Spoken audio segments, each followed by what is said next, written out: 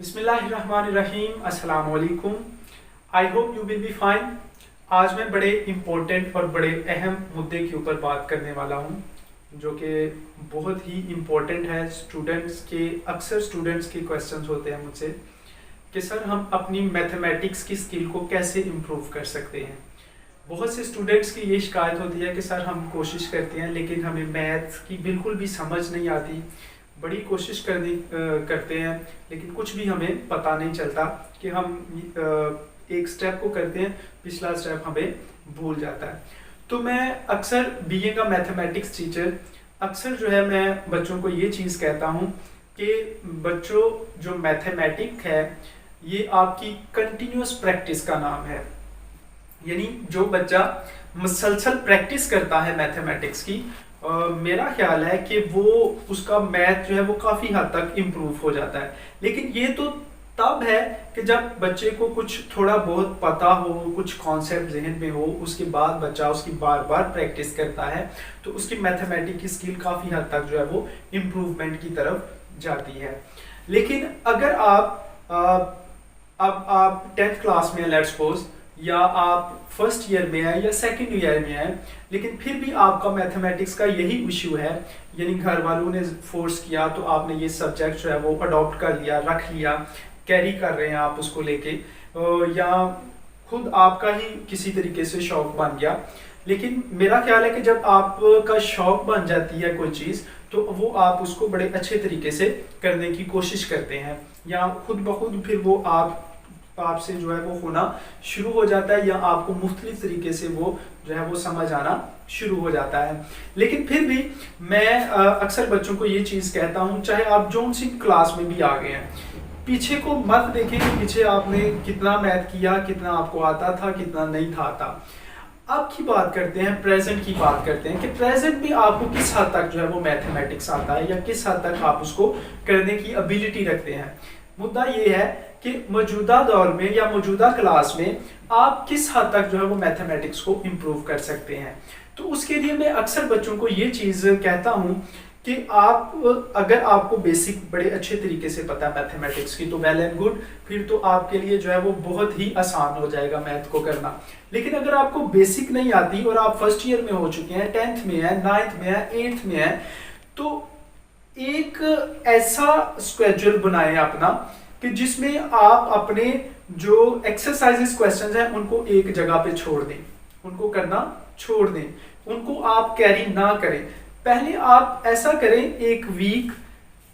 अगर आपको एक मंथ भी उस चीज पे लगाना पड़ता है तो आप मैथमेटिक्स की बेसिक को पहले समझना शुरू करें। जैसे बहुत से आजकल के जो स्टूडेंट्स की अगर मैं बात करूं तो कैलकुलेटर ने उनको इतना जो है वो लिमिटेड बना दिया हुआ है, इतना बाउंड कर दिया हुआ है कि वो अगर टीचर कहे ना 7 6 आर, तो उन्होंने कैलकुलेटर को ढूंढना है। उनको नहीं पता कि 7 6 आर 42 होता है, उनको नहीं पता 6 6 आर 36 होता है, उनको नहीं पता 2 5 आर 10 होता है। मतलब समथिंग लाइक दैट कि वो डिमांड करते हैं कि हमारे पास कैलकुलेटर हो और हम कैलकुलेटर को यूज करके तो आगे उसको जो है वो सॉल्व करने की कोशिश करें। तो फर्स्ट ऑफ ऑल मैं तो अक्सर बच्चों को ये चीज कहना चाहता हूँ कि अगर आपको एडिशन सब्ट्रैक्शन भी नहीं ना आती, मैं बहुत से ऐसे बच्चों को जानता हूँ जो 9th में हो चुके होते हैं, 10th में हो चुके होते हैं, फर्स्ट ईयर सेकंड ईयर में पहुंच जाते हैं, लेकिन बेसिक उनको एडिशन का नहीं पता, उनको सब्ट्रैक्शन का नहीं पता, उनको मल्टीप्लिकेशन का नहीं पता, उनको ये नहीं पता कि बोर्डमास रूल क्या है। यानी कि बेसिक से वो टोटली जो है वो अनटच है, उनको कुछ भी नहीं पता। तो मेरा ये नजरिया है कि सबसे पहले अगर आपको एक वीक, एक मंथ भी लगाना पड़ता है इन बेसिक को सीखने में, तो मेरा ख्याल है कि आपका जो वे ऑफ लर्निंग है वो काफी हद तक जो है वो इम्प्रूव हो सकता है। तो जब आप बेसिक को सीख लेते हैं, उसके बाद जब आप मेन क्वेश्चंस की तरफ आते हैं, तो मेरा नहीं ख्याल कि आपको जहां पे 1% 5% पहले समझ आती थी, मेरा ख्याल है कि आप 20 25 या 30% तक चले जाएंगे। फिर उसके बाद चूंकि साइंस खुद ये कहती है कि जब आप किसी टीचर से लेक्चर को सुनते हैं तो तब लेक्चर सुनने के दौरान आपका माइंड जो है वो उसको जस्ट और जस्ट जो है वो 20 या 25% उसको पिक करता है। उसके बाद अगर 20 या 25% को आप मजीद जो है वो इंक्रीज करना चाहते हैं, तो साइंस ये कहती है कि जो भी टॉपिक आपके सामने रखा गया है आप किसी के साथ उसको डिस्कस करो, या वो आप अपने टीचर के साथ डिस्कस करो या आप अपने कोलीग्स के साथ उसको डिस्कस करो। उसके बाद वो आपकी जो लर्निंग स्किल है 20-25 से इंक्रीज करती हुई 50-60 तक चली जाती है। उसके बाद जब आपकी लर्निंग यहाँ तक इम्प्रूव होके आ जाती है, तो उसके बाद जब आप खुद करने बैठते हो या खुद कोई भी चीज पढ़ना शुरू कर देते हो, तो वो ऑलमोस्ट 90 प्लस चली जाती है, यानी इतनी इंप्रूवमेंट आती है उस चीज में। तो मेरा ये मानना है कि जो मैथमेटिक्स की बेसिक है, फर्स्ट ऑफ ऑल आप उसको जो है अच्छे तरीके से लर्न करें या उसको अच्छे तरीके से सीखने की कोशिश करें। उसके बाद जब आप क्वेश्चन करते हैं, अगर आपसे एक दफा क्वेश्चन नहीं होता तो उसको बार बार रिपीट करने की कोशिश करें। अब मेरे माइंड में एक ऐसे बच्चे की एग्जांपल आ गई जो कि मैं उसको जानता हूं कि जो कि 7th तक बिल्कुल टोटली डल बच्चा था। मैथ, इंग्लिश, साइंस, ये जो मेजर सब्जेक्ट्स थे 7th क्लास में, ये टोटली उसको नहीं आते थे, बिल्कुल भी नहीं आते थे। मतलब हम कह सकते हैं कि वो बच्चा जो है वो टोटली इन सब्जेक्ट्स में 0 था। क्या होता है जब वो 8 क्लास में किसी तरीके से उसको प्रमोट कर दिया जाता है, कैलिस फारेस से या किसी भी तरीके से, वो जब 8 क्लास में पहुंच जाता है तो उसको उसके माइंड में जब ये चीज बैठ जाती है कि नहीं यार मेरी इंसल्ट हो गई 7th तक, मैं बड़ी मुश्किल से 8 क्लास में प्रमोट हुआ हूँ,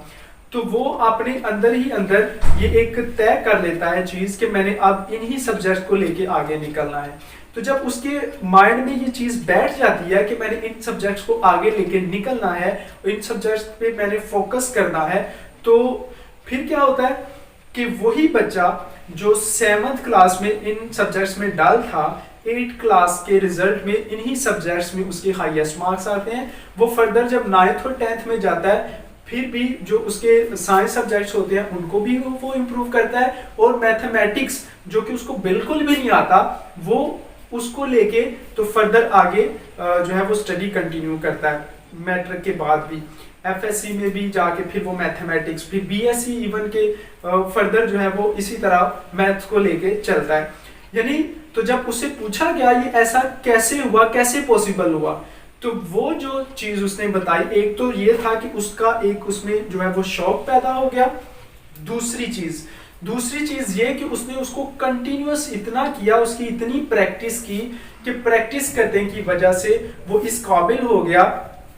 कि वो मैथमेटिक्स को जो है वो अब दूसरे बच्चों को समझाने के काबिल हो गया। मतलब कि वो इस काबिल हो गया कि लोग अब उससे मैथमेटिक्स के बारे में पूछते हैं कि ऐसा क्या किया जाए कि हमारा जो है मैथमेटिक्स का स्किल जो है वो इम्प्रूव हो जाए। तो यहाँ पे मैं सिंपली एक ही चीज कहूंगा कि मैथ्स को करने के लिए आपको बार बार प्रैक्टिस करना होगी, आपको बार बार उस क्वेश्चन को जो है वो गो थ्रू होना पड़ेगा। लेट्स सपोज कि अगर ये क्वेश्चन है वो आपने 2 टाइम किया, आपसे नहीं हुआ, तो मेरा नहीं ख्याल कि आप 3 टाइम करेंगे तो आपको उतनी ही दफा उसमें कंफ्यूजन होगी। मेरा ये मानना है कि जब आप उसको 3 टाइम करेंगे तो जब अगर आपने फर्स्ट टाइम किया तो वो 5% हुआ, सेकंड टाइम किया तो हो सकता है वो 20 तक चला जाए, 25% तक चला जाए, और अगर थर्ड टाइम करते हैं तो अगर आप इतने ही वीक है तो हो सकता है वो 50 तक चला जाए, 50%, और नेक्स्ट जब आप उसको करेंगे 75% तक भी जा सकता है। यानी अगर ये उन बच्चों के लिए मैं बात कर रहा हूँ कि जिन बच्चों की मैथमेटिक्स बहुत ज्यादा वीक है, जो ये समझते हैं कि हमें बिल्कुल भी नहीं आता, एट द एंड क्या होता है कि एक क्वेश्चन को अगर आप बार बार करते हैं तो वो उसका ईच एंड एवरी स्टेप जो है वो आपकी समझ में भी आ जाता है और आप उसको करने के काबिल भी हो जाते हैं। ठीक है, तो आप लोगों ने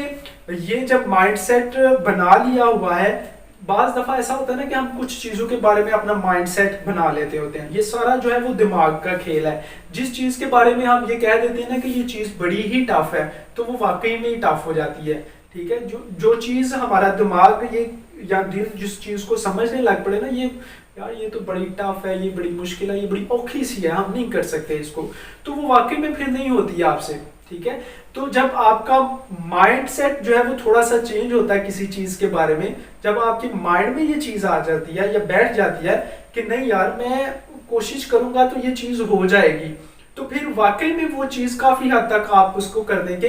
काबिल हो जाते हैं और वाकई में एट द एंड क्या रिजल्ट निकलता है कि वो चीज आपसे हो ही जाती है। तो जब हम अपने माइंड से ये चीज निकाल देते हैं ना, समटाइम क्या होता है कि समटाइम ये भी होता है कि कुछ सब्जेक्ट्स ऐसे होते हैं, आप सिर्फ मैं मैथमेटिक्स की बात नहीं करूंगा, कुछ और भी सब्जेक्ट्स होते हैं, बाज का केमिस्ट्री में जो है वो लगाव नहीं होता, या अदर कुछ साइंस सब्जेक्ट्स होते हैं जिसमें लगाव नहीं होता, बाज ऐसे होते हैं जिनका मैथमेटिक बड़ा वेल एंड गुड होता है और अदर सब्जेक्ट्स की अगर बात करें तो वो उनका अच्छे तरीके से नहीं हो पाते। तो उसमें क्या होता है कि जो सब्जेक्ट्स स्टूडेंट्स जिनसे जो है वो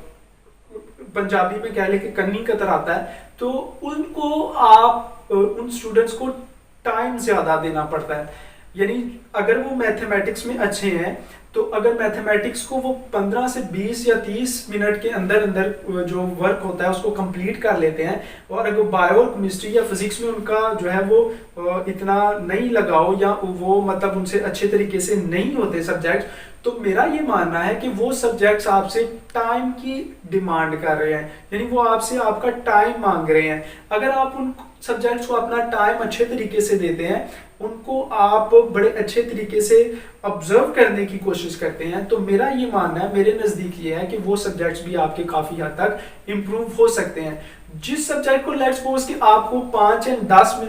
या 10 मिनट लगते हैं करने में, तो इसका मतलब यह है कि आपका उन सब्जेक्ट्स में इंटरेस्ट है या आपको वो सब्जेक्ट्स इजी लगते हैं। तो जिन सब्जेक्ट्स में आपका इंटरेस्ट नहीं है, तो कोशिश करके मैं बार बार कोशिश इसलिए कह रहा हूं कि कोशिश करके इंसान जो है वो बड़ी आगे तक निकल सकता है। ठीक है, ये तो सिर्फ हम सब्जेक्ट्स की बात कर रहे हैं ना, तो कोशिश करके इंसान बहुत सी बुलंदियों तक पहुंच सकता है, कामयाबी की बहुत सी सीढ़ियां जो है वो इजीली चढ़ सकता है। लेकिन अगर इंसान कोशिश ही ना करे करने की, तो मेरा नहीं ख्याल कि वो कुछ बेहतर जो है वो कर सकता है। तो जो सब्जेक्ट्स आपको टफ लगते हैं, एट द एंड मैं यही कहूंगा कि जो भी सब्जेक्ट्स आपको टफ लगते हैं उनको टाइम जो है वो ज्यादा देने की कोशिश करें। ठीक है, तो अगर आप उनको टाइम ज्यादा देंगे तो मेरा ये मानना है कि वो काफी हद तक आपके सब्जेक्ट्स जो है वो इम्प्रूव हो सकते हैं।